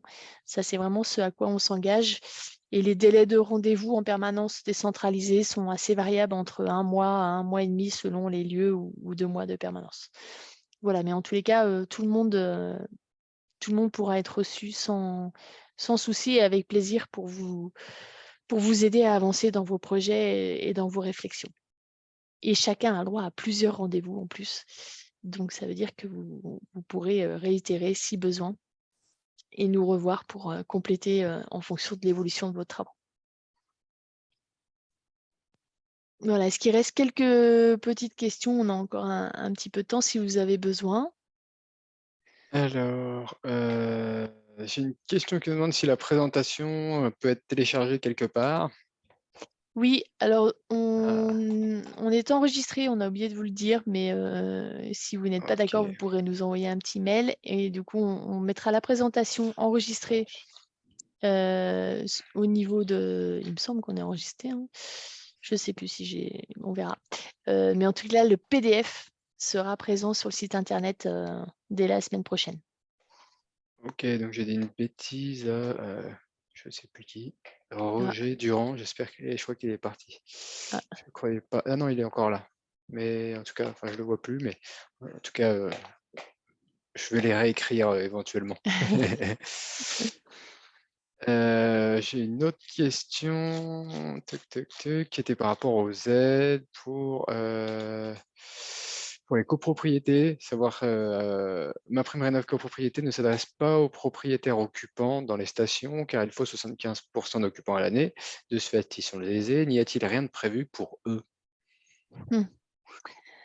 Alors, c'est vrai que c'est un petit biais. Donc, Romain et moi n'accompagnent pas les copropriétés. Donc, on a des spécialistes copropriétés à l'ASDER qui répondront plus précisément à votre question et on peut même prendre vos coordonnées pour qu'ils vous appellent, hein. Mais il y a, à ma connaissance, un petit biais sur ce volet-là, notamment dans les copropriétés de stations où les propriétaires occupants sont peu nombreux. Et alors, ils vont pouvoir demander MaPrimeRénov' individuelle, me semble-t-il. Mais à revérifier. Si vous pouvez nous envoyer vos coordonnées dans le chat et on vous promet qu'un référent copropriété vous appelle la semaine prochaine. J'ai une autre question par rapport aux aides. Il y avait la question, est-ce que les aides sont possibles pour une résidence secondaire? Alors, il n'y aura pas d'aide MaPrimeRénov' puisqu'on n'est que sur des habitations principales. Par contre, il y aura les certificats d'économie d'énergie, les fameux CEE, qui vont fonctionner pour les résidences secondaires.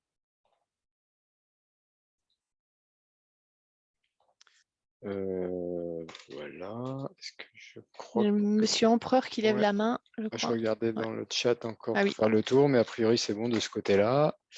Et donc, Monsieur Empereur. Merci. Du coup, une autre petite question. Est-ce que des personnes de l'ASDER peuvent accompagner des entreprises type SAS ou pas du tout? Par rapport à du logement? Comment? Oui, une société anonyme, enfin, je sais plus comment, dans l'immobilier Dans pour l'immobilier, ouais. demande d'appartement. Ou pas? Alors, si ce sont des appartements en location à l'année ou comment ça marche?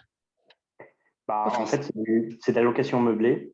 Ouais, Et suivant ce qui vient, ce sera soit l'année, soit saison, soit courte durée. d'accord.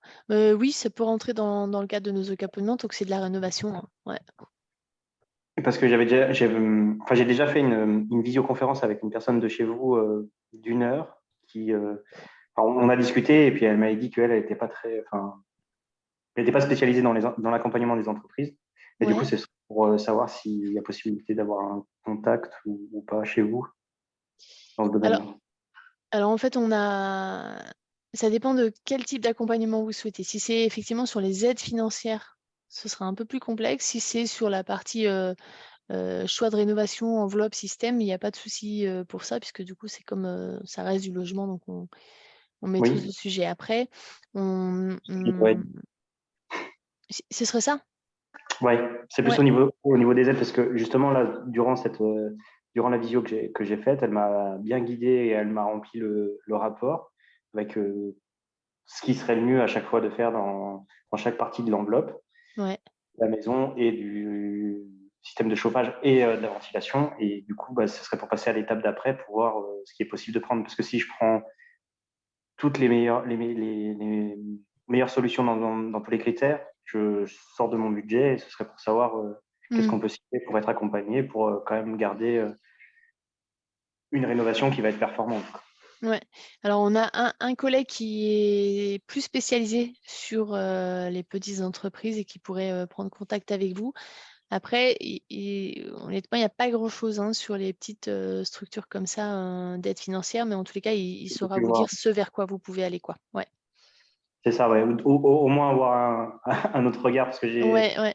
été un peu de partout et j'ai Ouais. pas trouvé. Et du coup, pareil, vous pouvez nous laisser vos coordonnées dans le chat et on lui dit de vous rappeler.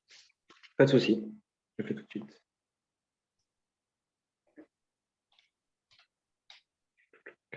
Il y a Antoinette, je crois. Oui, effectivement. Pardon.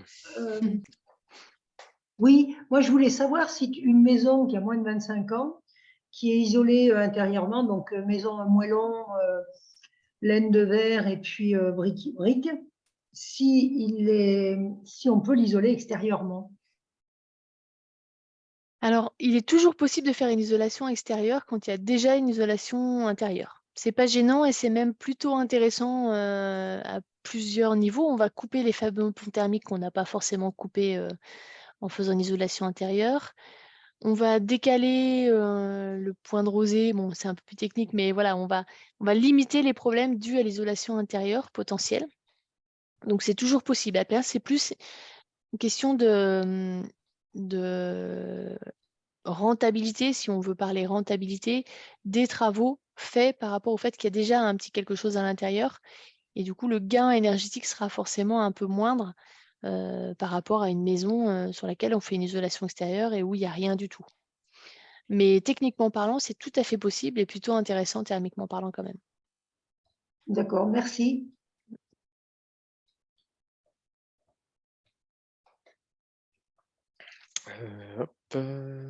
Je crois que là, on n'a plus de questions, ni dans le chat, ni...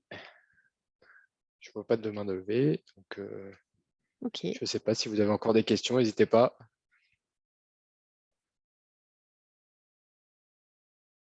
c'est tout bon. Impeccable.